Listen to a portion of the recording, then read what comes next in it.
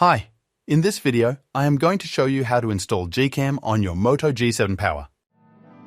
Step 1. Visit our website by clicking on the first link in the description.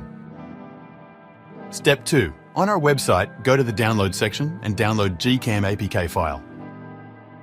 Step 3.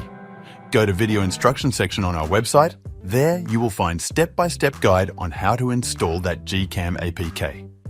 That's it. Don't forget to visit our website for complete instructions and APK file. Lastly, here's some GCam versus stock camera app comparison.